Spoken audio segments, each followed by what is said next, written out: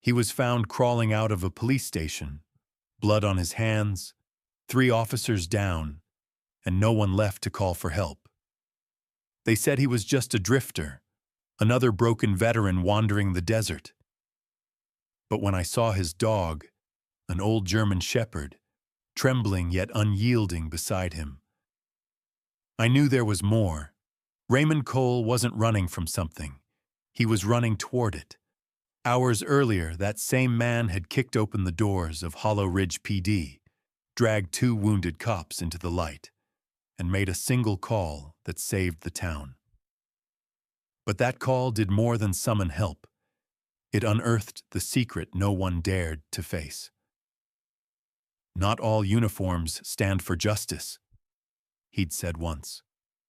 And when the truth came crawling out from under the heat and dust, Hollow Ridge learned that salvation sometimes arrives with sand in its boots and a dog that refuses to leave its fallen. Before we begin, tell me, where are you watching from tonight? Because this isn't just another story. It's a reminder that even in the cruelest desert, mercy can still bloom. The desert had a sound, a low hum that lived between the wind and the earth itself. It wasn't silence, not truly, but something older, heavier, like the memory of silence. Midday light poured down over Arizona like molten brass, bending the horizon until it shimmered in gold and dust. The road ran through it all, cracked asphalt, bleached road signs, and a sky that felt too wide for mercy. Even the vultures circled slower here, as if the heat had melted their wings into patience. Raymond Cole drove with the window half open, the wind cutting through his truck in hot gusts that tasted of salt and rust. He was 55, his face carved with the kind of lines that come from sun and sorrow, not years. His hands, darkened by oil and sun, gripped the steering wheel with steady familiarity. A soldier's calm, a survivor's weariness. The desert didn't scare him. It was the only place left that spoke his language. Vast, honest, and unforgiving. Beside him sat Max, a German shepherd with a sable coat that shimmered faintly under the light. He was 9 years old now, broad-shouldered but aging, his muzzle peppered with silver scars that told their own history. The tag around his neck clinked softly with each bump in the road, engraved with a single word. K9-645. He wasn't just a dog. He was what was left of Raymond's past, the last remnant of a world that had given them medals but taken everything else. The radio on the dashboard was broken, its static frozen in a whisper. Raymond didn't mind. He'd learned long ago that the mind filled silence better than any song could. His thoughts drifted, not toward the future, which held nothing he wanted, but toward the faces of the men he couldn't save. Names blurred by time, voices swallowed by dust. "You did what you could," someone had told him once. But that was the thing about survivors. They always did what they could. And then they had to live with it. The road curved through a patch of low dunes, the kind that seemed to move even when the wind slept. In the distance, the outline of a building shimmered through the heat, half submerged in sand, its roof buckling under time. The sign above the door, barely legible, read, "Hollow Ridge Police Outpost." Raymond slowed, engine groaning. He wasn't looking for trouble, only shade. The temperature needle on the dash had climbed past red, and the water jug beside him was nearly empty. He parked beneath the thin shadow of a power pole, the truck's metal groaning like an old lung. Max jumped down first, landing with the stiffness of age, his paws sinking slightly into the burning sand, his tongue lolled out, panting. Raymond squinted toward the horizon. Nothing moved, just heat mirages dancing like ghosts. The station door was ajar. The paint had peeled into scales, exposing gray beneath. Raymond hesitated, hand resting on the frame, eyes narrowing. The air coming through was strange, thick, metallic. Not just heat, something else. "Stay," he murmured to Max. The dog didn't move. Old soldiers didn't always obey when danger whispered. They waited. Raymond pushed the door wider. It creaked, that long, tired creak that old wood makes when it's seen too much. The light inside was dim, flickering from a dying fluorescent bulb. Dust hung in the air like fog, and then, beneath it, came the smell. Gunpowder. Blood. He stepped inside. The lobby was small, the kind of place that once held coffee mugs and laughter. Now it was a battlefield. Papers lay scattered, chairs overturned, radio smashed. And on the floor, 3 bodies.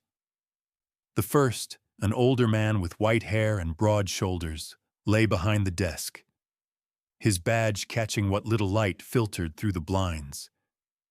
His face was calm, too calm. A stillness that told the truth before words could.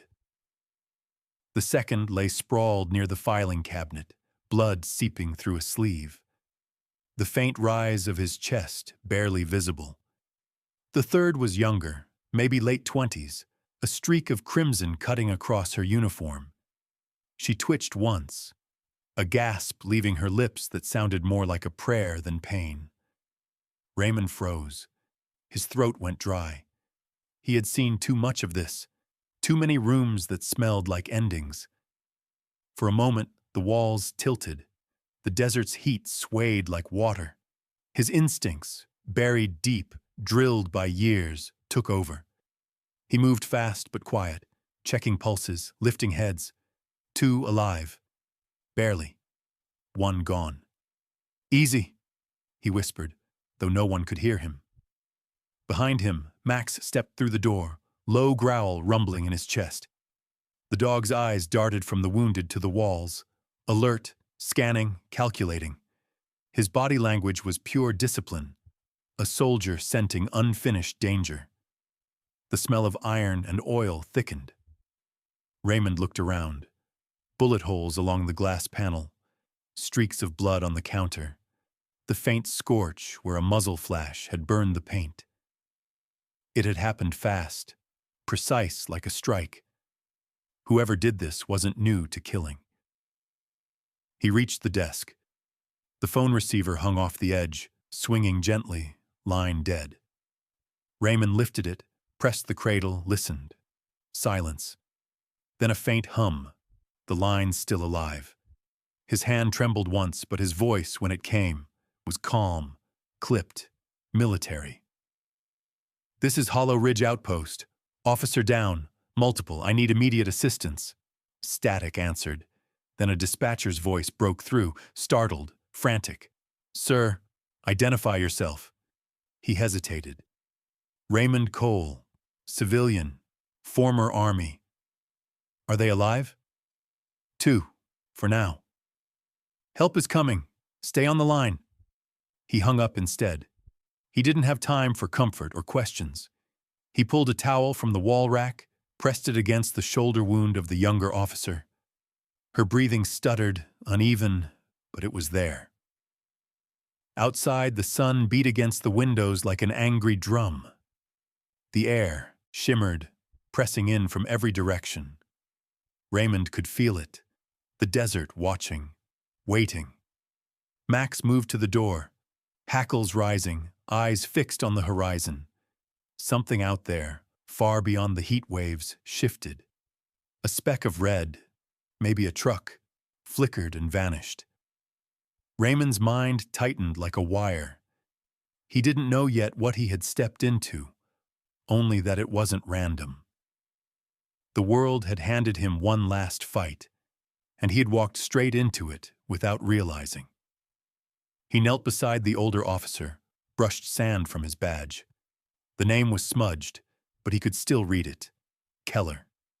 His jaw locked, a ghost from his own past, now lying still in front of him. The air felt thinner, the world smaller. Max whimpered softly, not from fear, but recognition of grief. Raymond rose slowly, the phone line swinging against the desk like a metronome counting down. The faint hum of power buzzed in the vents above, carrying the smell of heat and copper. Somewhere in that sound, beneath the pulse of the desert, something shifted inside him. Not panic, not sorrow, but a decision. He looked at Max.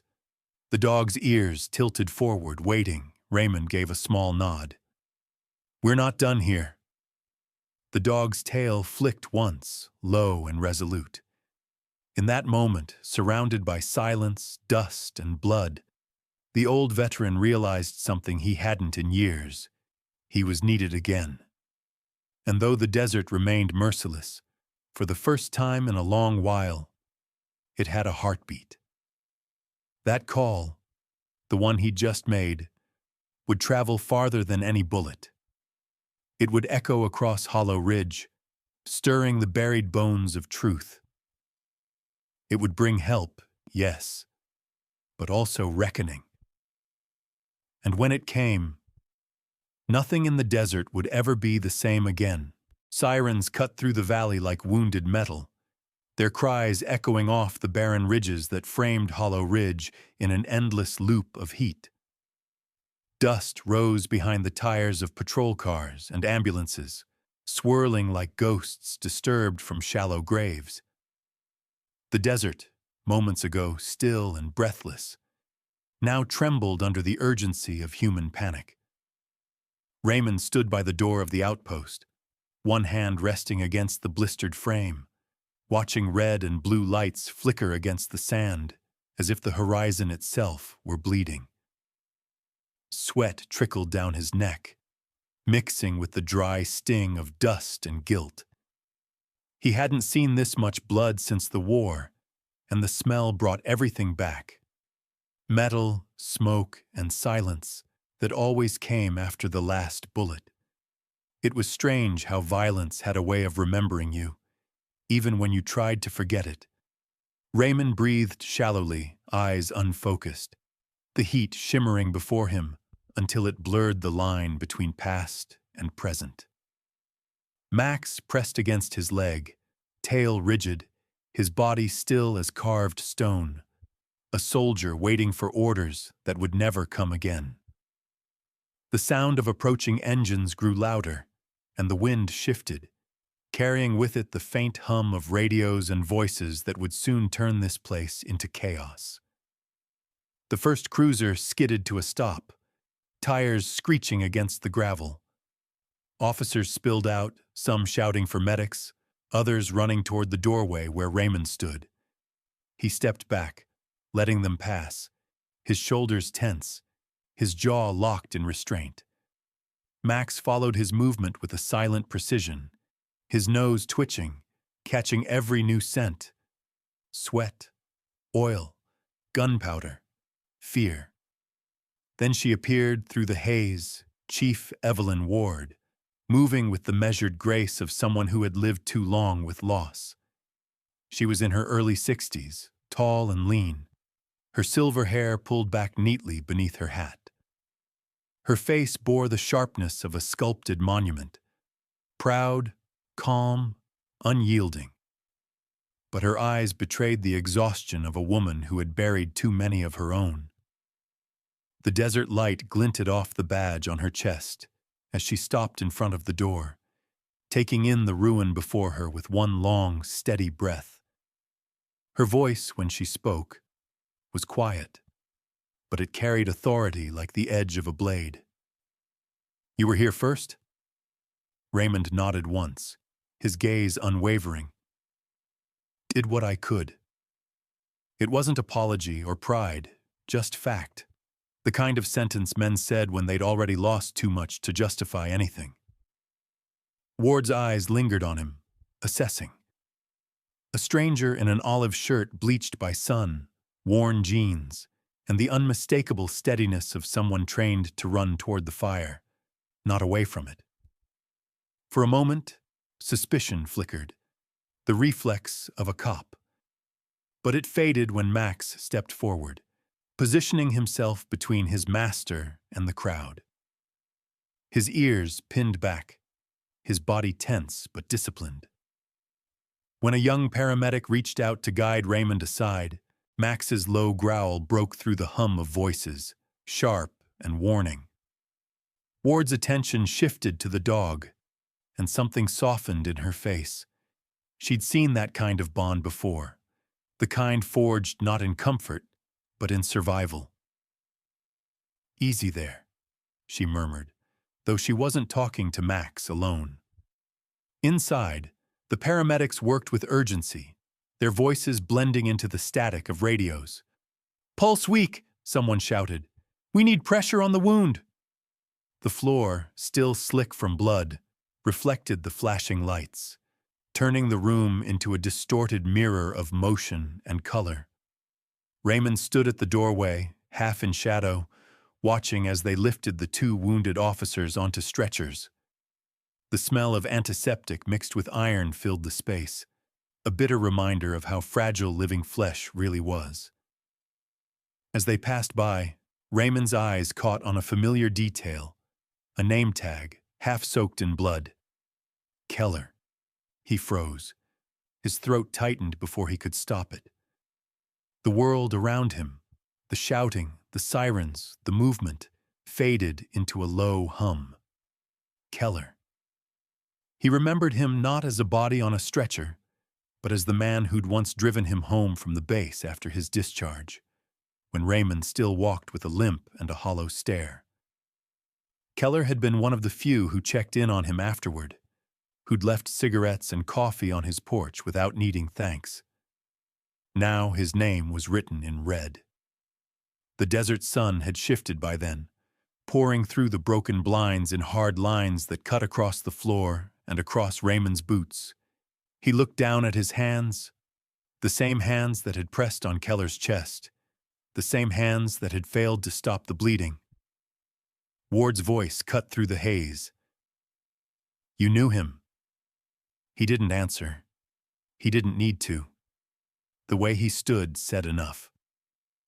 Ward studied him a moment longer, then turned toward the medics. Her commands were crisp, controlled, but her voice trembled just slightly on the edges, where grief hides in discipline. "Get them to Ridge Memorial. Tell them we'll need blood and backup. Full lockdown until I say otherwise." The officers moved fast, pulling stretchers toward the waiting ambulances. The blare of sirens rose again, chasing the heat across the valley. Raymond stepped aside, the light flashing over his face in blue and red stripes. When the last vehicle rolled away, silence crept back, thick and dry.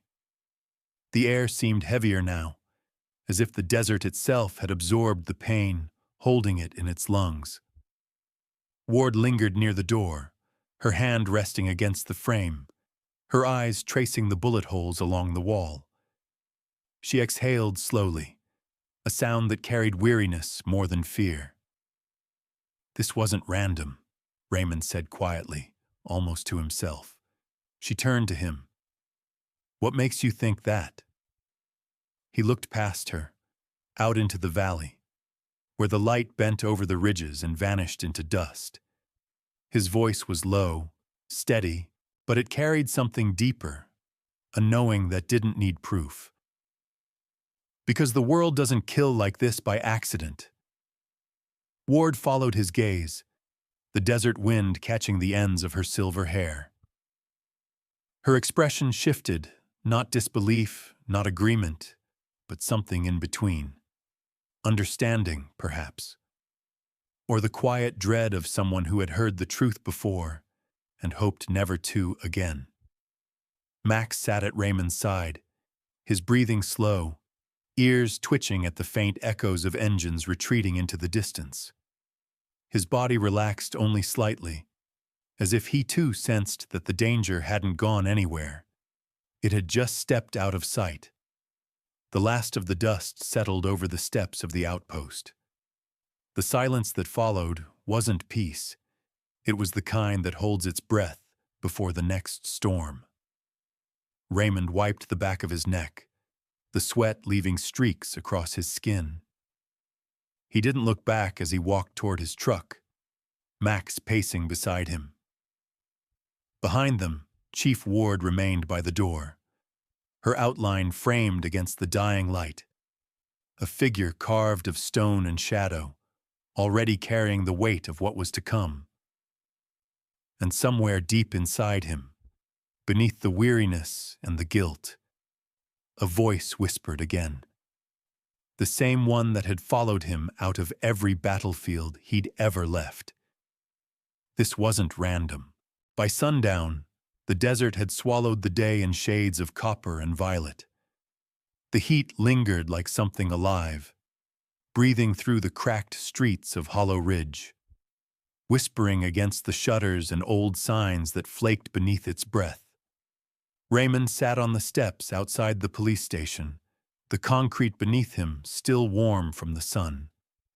Max rested his head across the toe of Raymond's boot, his body stretched long and silent, eyes half closed but alert. The way soldiers rest when the battle isn't over, but has merely paused. Behind them, the station glowed in flickering light. The hum of the generator echoed faintly from the back, a broken rhythm that filled the quiet between distant sirens and tired voices. They had told Raymond he'd have to stay in town. Just until the reports are done, they said. But Hollow Ridge wasn't a town that trusted easily. Not strangers. Not men who showed up with blood on their boots and ghosts in their eyes. Still, Chief Ward hadn't looked at him like a suspect. Not once. She'd looked at him like fate had dragged an old soldier back into her war. The medics worked through the night.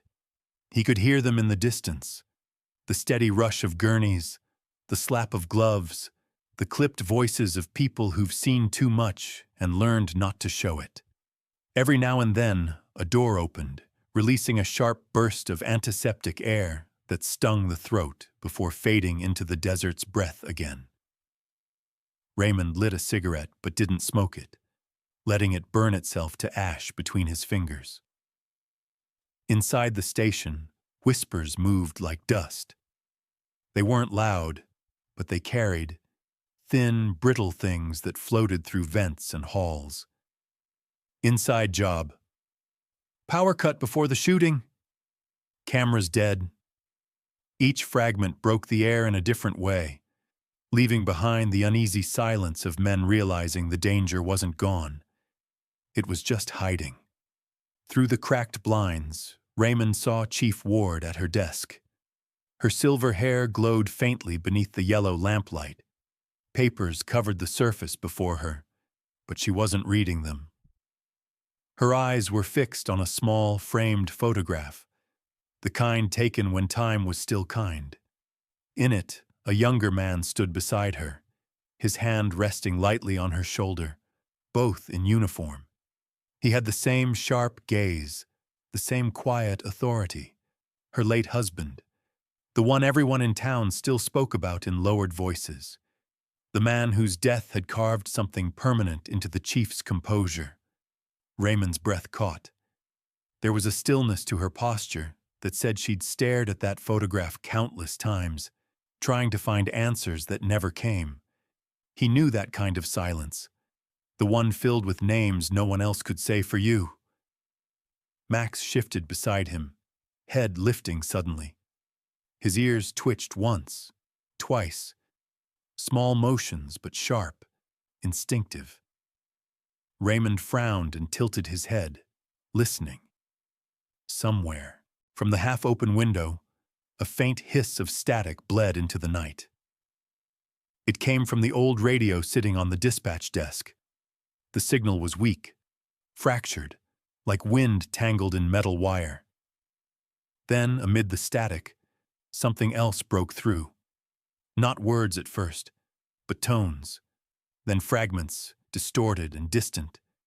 Clean up, red pickup, north sector. The cigarette fell from Raymond's fingers, scattering a tiny trail of sparks that died on the step. He froze.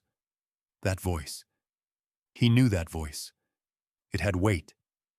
It carried that clipped authority, the kind that makes men move before they think, the kind that belongs to someone used to being obeyed. For a moment, his mind stuttered. The night around him dimmed, shrinking to the narrow pulse of the radio's hum. Every sound seemed to echo, the faint rattle of blinds, the heartbeat of the generator, Max's steady breathing. Then his hand found the edge of the step and pressed down hard, grounding himself in the rough stone. He turned slowly toward the door. Inside, the officers hadn't reacted. They hadn't heard it. The radio went quiet again, a sharp click of static, then nothing but empty frequency. Raymond stood, his joints stiff from hours of stillness. Max rose with him, silent and steady, muscles rippling beneath his coat. His ears were high now, tail straight, eyes fixed on something beyond sight. The sky above Hollow Ridge had turned deep violet, the kind of twilight that hides more than it reveals. Lights flickered in the distance, thin veins of brightness running through the empty streets. Somewhere a door slammed, followed by a burst of laughter too loud, too forced. The whole town felt like it was holding its breath, pretending nothing had happened while knowing everything had changed. Raymond took a slow step forward, then another. The gravel under his boots crunched softly, too loud for his liking. He stopped near the edge of the lot and scanned the dark ridge beyond the road. The desert at night wasn't empty. It was alive in ways people forgot. Coyotes moving through the brush, insects whispering through the sand, the faint buzz of telephone wires carrying half-finished conversations. Yet tonight, all of it felt wrong. The quiet was too clean, the air too still. He looked down at Max, the dog's nostrils flared, muscles drawn taut, gaze pinned toward the horizon. Raymond followed it, saw nothing but the shimmer of heat still clinging to the road long after sunset. Still, he could feel it too. That gaze, that weight, the kind of watching that didn't come from nature. Behind him, the door opened, spilling pale light across the steps. Chief Ward stepped out, her silhouette sharp against the glow. She didn't speak at first, just stood there, studying him, her eyes narrowing slightly, as if she sensed the same shift in the air. "Can't sleep?" she asked finally, her voice low. "Didn't plan to," Raymond said, still watching the road. She joined him, folding her arms, the creak of her leather holster barely audible. "We've got officers posted through the night," she murmured, half to herself. Whoever did this, they knew too much. Power grid was cut 20 minutes before shots were fired. Cameras fried. No trace on the system logs. Raymond turned toward her then. "That's not coincidence." Her jaw tightened. "No, it isn't." For a moment, neither of them spoke. The radio inside clicked again. A single crackle, sharp, deliberate, like something testing the silence. Ward looked over her shoulder, frowning. Raymond's eyes stayed on the horizon. He could feel it again, that invisible pull, like the world waiting for something to move. Max's growl rumbled low, deep in his chest. Not loud enough for alarm, but enough to mark the boundary between calm and threat. Ward glanced down at the dog, then back at him. "He senses something." "He always does," Raymond said quietly. "Sometimes before I do." A gust of wind swept across the lot then, scattering dust and old papers. It carried the faint smell of oil and smoke, a smell Raymond recognized too well. He didn't turn. He just listened, the weight of instinct settling over him like an old coat he hadn't worn in years. The chief went back inside, the door closing with a soft click that felt too final. Raymond remained where he was, staring into the dark. The desert had gone still again, utterly still. He could feel his pulse in his fingertips, a slow, steady drum against the heavy air. Max shifted beside him, ears still high, eyes fixed toward the ridge. For a moment, neither man nor animal moved. Then Raymond whispered under his breath, to no one in particular, "We're being watched." And though the night offered no reply, he could feel it, the truth hanging there, invisible but heavy, just beyond the circle of the station's light. The desert wasn't sleeping. It was waiting. Morning came slow to Hollow Ridge, dragging light across the desert like an apology that arrived too late. The sky, pale and bruised, carried no warmth, only clarity, only the kind of silence that follows when truth begins to surface. Chief Evelyn Ward stood in the dim glow of her office, one hand braced against the desk, the other hovering over the screen where lines of corrupted code blinked like dying embers. The footage was gone, not damaged, not lost, but erased with precision. The system logs scrubbed clean, the kind of job done by someone who knew exactly what they were doing. She pressed her fingers to her temple, the pulse there sharp and steady.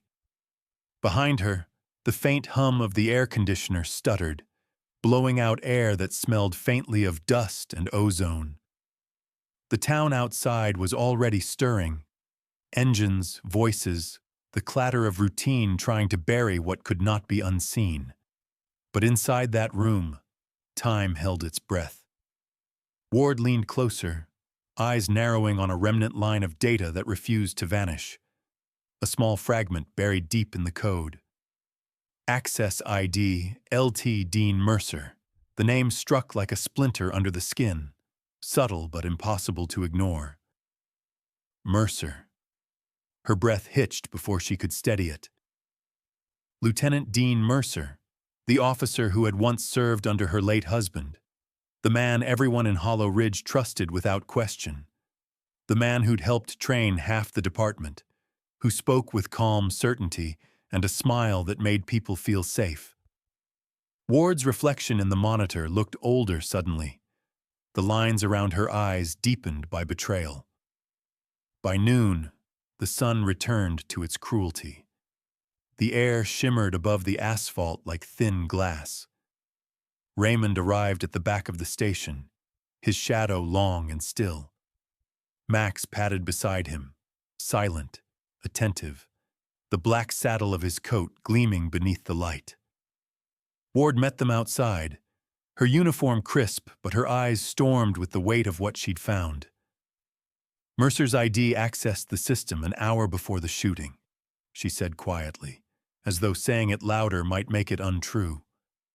Footage deleted, logs cleared. He knew what he was doing. Raymond didn't respond right away. He leaned against the wall, arms crossed, watching her face rather than the evidence. "You trust him," he said finally, not as a question, but as an understanding. Ward's jaw tightened. "I did." He nodded once. The wind moved through the space between them, carrying the faint smell of burnt rubber and sage. When he finally spoke again, his voice was low, weighted by something more than experience. "I've seen this before," he said. "The rot that hides behind metals." For a long moment, she said nothing. Her fingers traced the edge of the folder she held, a nervous motion she would never have allowed herself in front of her officers. Then she exhaled slowly. "There's something else," she said. "Two men spotted leaving the north, sector right before sunrise.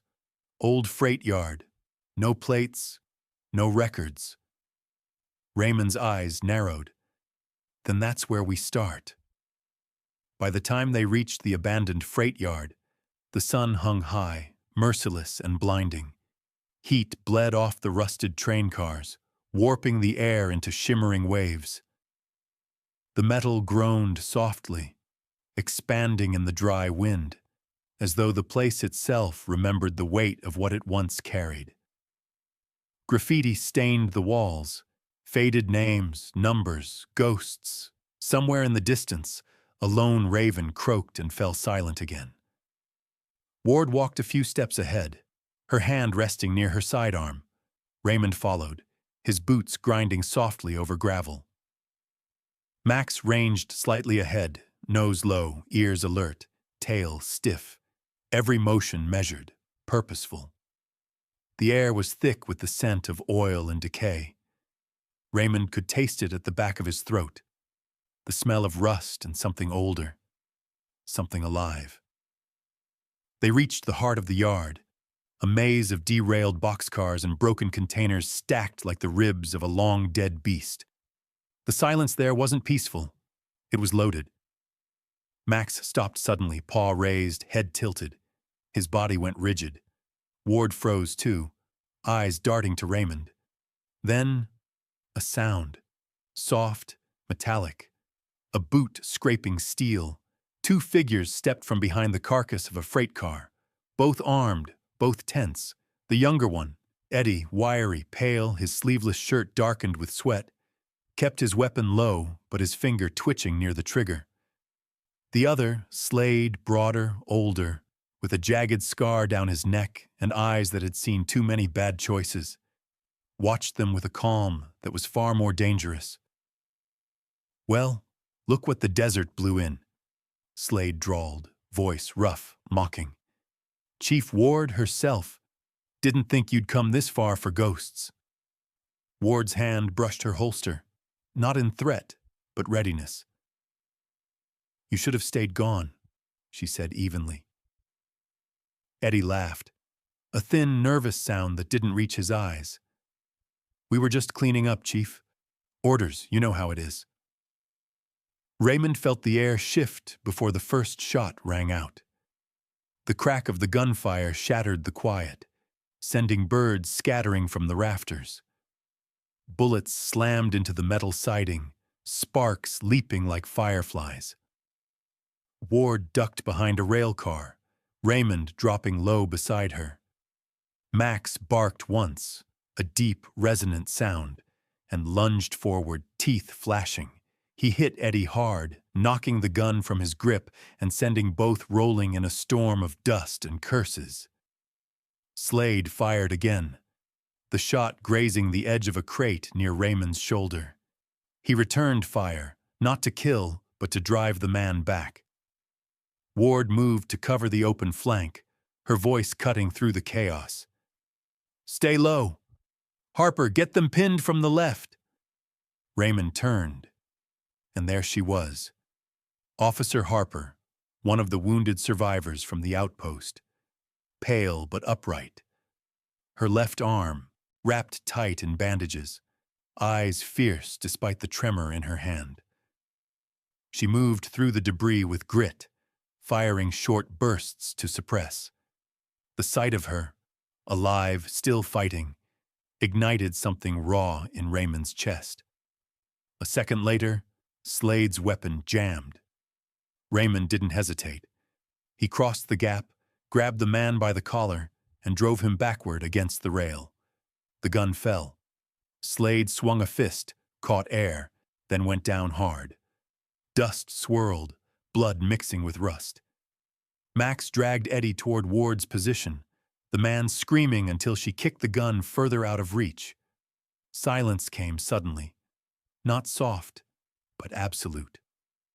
Only the wind remained, carrying the smell of gunpowder and burnt metal. Eddie coughed, his voice a rasping whisper. "You don't get it," he said, grinning through blood. "This wasn't our idea." Ward's jaw tightened. Then whose was it? He laughed again, a sound that chilled the air. "Mercer sends his regards." The words hung there, heavy as the desert heat. Ward froze. For a heartbeat, no one moved. The light caught her badge, glinting like a wound. Raymond looked at her, saw in her eyes the same look he'd seen in soldiers when the truth finally caught up, the kind that hurts more than any bullet. Max stood beside them, chest rising and falling, dust clinging to his fur. The wind shifted, carrying away the last echoes of gunfire, leaving only the hollow sound of the yard creaking beneath the sun. Ward's voice, when it finally came, was barely a whisper. "It's him." And in that moment, the desert seemed to close in again, vast, merciless, and suddenly smaller than betrayal. By dusk, the desert exhaled a storm, not of dust this time, but of reckoning. The horizon darkened into bruised copper as the wind pressed hard against Hollow Ridge, moaning through the power lines like a confession. Inside the station, the lights flickered once, steadied, and fell into a silence that felt almost ceremonial. Chief Evelyn Ward stood behind her desk, the edges of her badge catching the dim light. Her posture was rigid, but her hands trembled once, barely, before they stilled again. Across from her stood Lieutenant Dean Mercer, a man carved from the illusion of order. His uniform was immaculate, creases sharp enough to cut, his silver insignia gleaming with the false comfort of authority. He was in his early 50s, tall and composed, hair combed neatly back, his calmness so deliberate it bordered on cruelty. There was no guilt in his expression, only the tired arrogance of a man who believed his sins could be explained away as strategy. "Evelyn," he began softly, the way a priest might start a sermon no one wanted to hear. "You've got this all wrong. Those men acted without orders. I came to make things right." His voice was smooth, his tone threaded with just enough sincerity to sound human. But Ward had spent a lifetime listening to lies dressed as reason. She didn't reach for her gun. She didn't move at all. "You betrayed every oath you ever took," she said. Her voice didn't rise, didn't crack. It simply landed, steady, final, like the sound of dirt hitting a coffin lid. For the first time, Mercer's mask flickered. A muscle in his jaw ticked. He took a slow step forward, boots clicking against the tile, the air between them tightening. "Careful," he said quietly, hand hovering near his holster. "We both know how stories get written, Evelyn. Heroes, villains, all depends on who's left standing to tell it." The silence that followed was long enough for both of them to hear the storm building outside. The windows rattled, the lights dimmed. Somewhere down the hall, a loose door slammed open and shut. Then, a sound. Low, guttural, familiar. Max. The German shepherd had caught the scent before any human could. His paws thundered down the corridor, nails clicking sharp and urgent. The door burst open, wood splintering under the force, and he lunged through with the weight of justice wrapped in fur and fury. Mercer spun, hand snapping toward his gun, but Max was already in motion, a blur of muscle and breath and sound. Gunfire shattered the air. The flash lit the room in strobe pulses. Red, gold, smoke. Ward dropped behind the desk, reaching for her weapon, but the chaos was faster than thought. Mercer's bullet tore through a file cabinet. Max hit him mid-stride, knocking the pistol from his grip. They went down hard, tangled in the wreckage of paperwork and overturned chairs. At that moment, Raymond Cole stormed in, breath heavy, eyes burning with the sharp clarity of instinct. He didn't think. He moved. One arm hooked around Ward's shoulders, pulling her down as another shot split the air, chipping the plaster inches from her head. "Stay down," he barked, voice low but commanding. Mercer scrambled to his knees, face twisted in a grimace. Blood streaked the corner of his mouth. "You don't understand," he hissed, grabbing for the fallen weapon. This town! It's already lost! But Max was faster. With a snarl that vibrated through the floor, he launched again, knocking Mercer backward into the wall. The gun went off once more, a deafening crack that punched a hole through the framed commendation on Ward's wall before clattering to the ground. The storm outside howled through the open window, scattering papers like a blizzard of ghosts. Ward crawled forward, hand outstretched, and kicked the weapon away from Mercer's reach. Raymond pinned the man's shoulder down, muscles trembling with effort. Mercer struggled, breath ragged, eyes wide not with fear, but with disbelief, as if the world had suddenly refused to bend the way he wanted it to. "End of the line, Lieutenant," Raymond muttered. Max stood over Mercer, chest heaving, eyes fierce and unblinking. Blood, not his own at first, but Mercer's, streaked his muzzle. Then Ward saw it, a darker stain spreading beneath his fur. "Max," she whispered, voice catching. Raymond turned sharply, following her gaze. His face shifted, not fear, but something heavier, older. He knelt beside the dog, hands steady, though his breath faltered. "Easy, boy," he murmured. "Easy now." Outside, the wail of sirens began to rise. Reinforcements, late but certain. Officers stormed in moments later, weapons drawn, eyes widening at the sight. Mercer lay pinned beneath Raymond's knee, wrists locked in cuffs. The illusion of command stripped from him, leaving only the hollow man beneath. Ward rose slowly, straightened her uniform, and looked down at Mercer with something colder than anger, something closer to pity. "You could have saved people," she said softly. "You chose to save yourself." He didn't answer. There was nothing left to say.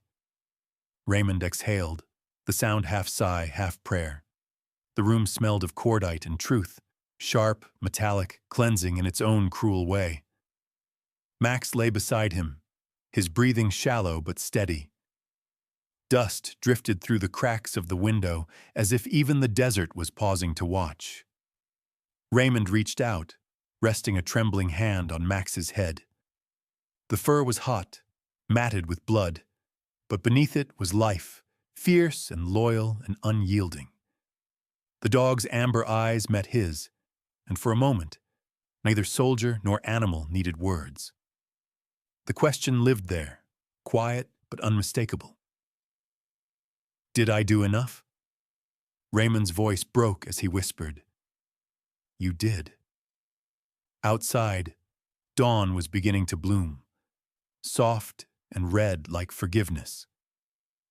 The storm had passed. The desert exhaled once more, and for the first time in years, it carried peace instead of ghosts. Weeks slipped by like soft dust over stone. The heat of the Arizona sun gentled into spring, and the sharp breath of the desert turned warm, forgiving. Hollow Ridge, once broken and brittle, began to heal in quiet ways. A repainted sign here, a repaired window there, the slow hum of ordinary life finding its rhythm again. The wind carried laughter instead of sirens now, children's voices threading through the streets where once only echoes lived. The town didn't forget what had happened. It simply learned to breathe with it. The police station, scarred by the storm, stood renewed under the bright light of morning. Chief Evelyn Ward walked the halls with steadier steps, her silver hair caught in the sunlight spilling through clean glass. Her face still bore lines of loss, but there was something softer in her gaze, a quiet strength, the kind that comes from surviving not the fire, but what comes after. The department had changed. New recruits filled the empty desks, laughter crept back into the break room, and the scent of coffee once again replaced the stench of gunpowder. Yet the biggest restoration wasn't made of paint or brick. It was in the air. A spirit rebuilt. A faith reborn. Outside, near the side lot, the sound of barking rose, playful, unrestrained. Raymond Cole stood there, hat tilted against the glare, a whistle in his mouth and dust on his boots. The man who had once arrived as a stranger, carrying nothing but silence and ghosts, now wore a badge of his own, not as an officer, but as the caretaker of Hollow Ridge's K-9 division. His voice, still low and measured, carried warmth now. He was patient with the dogs, firm when needed, but always kind. Max, older now but no less proud, trotted at his side, his gait slightly slower, his eyes softer, but his spirit unbroken. His fur had grown grayer around the muzzle, streaks of silver shining beneath the morning sun like metals no one needed to polish. When the new recruits asked, Raymond would tell them stories. Not about the firefight, not about Mercer or the blood that stained the floors, but about duty, about loyalty that breathes without needing to speak. They listened, young faces bright and open, unaware that the desert itself seemed to lean in to hear too. One particular morning arrived softer than most. The air smelled faintly of blooming creosote, and a cool breeze drifted through town carrying the promise of change. The townspeople gathered in front of the station, shopkeepers, schoolchildren, veterans, mothers, and drifters alike, all drawn by something simple yet sacred. A new plaque, covered with a thin white cloth, stood before the entrance. The sunlight painted everything gold. Ward took her place beside the pedestal, flanked by Officer Harper, now recovering. Her arm still bandaged, but her spirit fierce as ever. She sat in a wheelchair, a small American flag resting across her lap. When the crowd quieted, Ward spoke, her voice carrying the weight of the desert's memory. "Courage," she said, "isn't the absence of fear. It's the choice to stand, even when no one's watching." Her hand reached for the cloth. "Today, we honor two who reminded us what it means to be whole again." The fabric fell away. The bronze plaque caught the sun, glowing like a heartbeat. The words were simple. For courage in silence, Raymond Cole and K-9 Max. For a moment, no one moved. Then applause rose, hesitant at first, then swelling, washing through the street like a tide that had waited too long. Children waved their flags, their laughter ringing across the square. Harper smiled, wiping a tear she tried to hide. Ward's eyes glistened, but she didn't look away from the inscription. She let it stay with her, etched deeper than the metal itself. Raymond stood beside Max, one hand resting lightly on the dog's back. He wasn't a man for crowds, yet that day, as faces turned toward him, grateful, gentle, proud, he didn't step back. He stood tall, beneath the same open sky that once made him feel small. Max looked up at him, tail thumping once, twice, as if to remind him they were still here, still needed. Later, as the sun began to fall behind the ridges, Raymond and Max returned to their quiet post. The steps outside the station. The sky blazed in shades of copper and gold, the same colors that had once spelled ruin but now spoke of renewal. Max lay close beside him, head on his paws, eyes half closed but alert, always listening.